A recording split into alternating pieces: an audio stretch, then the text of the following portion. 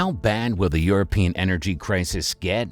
Well, as much as you may wish for it to get better, the odds are currently low. In fact, European gas prices have risen to the highest levels, and stocks are running low, raising concerns about the next winter. For European nations aiming to fill up their gas stockpile before winter, it has been a tough battle against time. Now, you might think this is just a phase that will soon pass. But what if it is time for Europe to brace up and prepare for the inevitable? According to economic experts, the energy crisis has just begun. While preparing for a harsh winter, Europe is dealing with a deteriorating energy crisis. Fears are increased by record-high gas costs and dwindling supply. Following Russia's invasion of Ukraine, new agreements were negotiated, ancient gas facilities were restored, and consumption restrictions were put in place. Over 95% of the EU's gas storage was full by mid-November, thanks to their contributions and a mild start to the winter. As a matter of fact, this data has exceeded the 80% goal that the European Commission established early this year.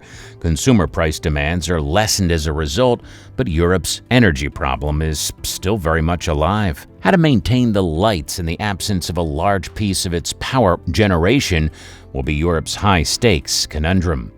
To do that, many countries will need to quickly and precisely control the supply and demand balance and make difficult choices regarding how to reduce the suffering of this winter and the one after.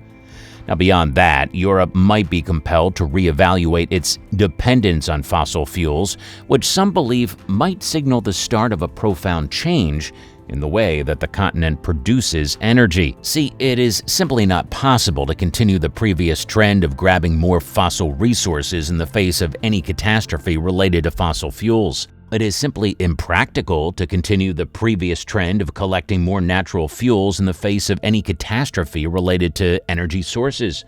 The energy discussion has been permanently reset if there is any silver lining to this dreadful, traumatizing year in Europe. As you may know, the most recent inflation figures from Europe are not good. According to Eurostat, the statistical unit of the EU, consumer prices in the Eurozone increased by a staggering 10.7% in October, up from 9.9% the previous month. Bank of America economists were astounded by the results because they had predicted a little decrease in inflation to 9.8%. Energy costs increased 41.9% in September compared to the same time last year, despite the bloc's best efforts to improve its fuel supplies and lower inflation. First off, the majority of Europe's energy supplies will no longer be made up of Russian gas. The origins of gas in Europe and Russia date back to the Cold War, when Russia was still known as the Soviet Union. Europe gradually developed a dependence on inexpensive Soviet and Russian gas. It truly served as the foundation for European industrialization because it was cheap, abundant, and nearby. After Putin was elected president in 2000 and increased fuel production, the supply of Russian gas to Europe only increased. Reflecting back to 2021 will reveal how dependent the EU was becoming on Russian energy. It was the leading supplier of oil, coal, and importantly, natural gas, which accounts for the majority of Europe's power mix to the EU. However, there was a risk hiding underneath all that inexpensive energy. Russian gas was affordable, but it was also a tool used by the Kremlin to apply pressure on the political and economic fronts. Vladimir Putin recognized the chance to utilize gas as an instrument to apply pressure on Europe during this specific crisis. Moscow quickly cut off exports to Europe, and the EU announced plans to gradually disassociate itself from Russian energy, alleging that the resource had been turned into a weapon. The economic crisis was believed by many to have started in February when Russia invaded Ukraine, but it started earlier for everyone in the power sector. In September or October of last year, Russia began to cut back on its gas supply. Ahead of winter, Europe was dealing with a deepening energy problem. Gas prices have increased to all-time peaks, and stocks are becoming scarce everywhere. So Russia addressed issues and challenges, but it was undoubtedly reducing supply to Europe. Now, this indicated that price levels would begin to rise and quickly reach new highs. After the attack in Ukraine, things significantly worsened in 2022. An economic shock when Russia cut down domestic gas supplies this year left European countries susceptible to the invasion, which began shortly after they made the hasty decision to switch to clean energy and close nuclear power reactors. Before the war, Russia supplied 40% of the energy resources and 30% of the crude oil used by the 27 countries that make up the European Union. In several locations across Europe, electricity costs have already tripled as a result of decreased energy sources. However, the Union has recently been able to fill its natural gas reserves to over 90% of the annual objective, which is slightly higher than the average levels recorded over the previous 5 years. Additionally, natural gas costs have just fallen to 4-month lows in Europe, which has many people hoping that the energy crisis may be finally coming to an end. The CEO of Infrastructure Capital Management, Jay Hatfield, stated that the energy market, and particularly the natural gas market, is almost solely driven by weather in the winter. The industry then understood that those supplies will likely never return. By the end of August, fossil fuels futures had increased by more than 7 times over the previous year. The alleged subversion of the Nord Stream pipelines is still under investigation, but the spills made it evident how vulnerable Europe's energy infrastructure is. This power conflict was considered the beginning of a new chapter. Additionally, Goldman Sachs predicted that the coming year would be much worse for Europe. He claimed in a research note published in early October that by 2023, overall energy expenditures on the continent could increase by $2 trillion.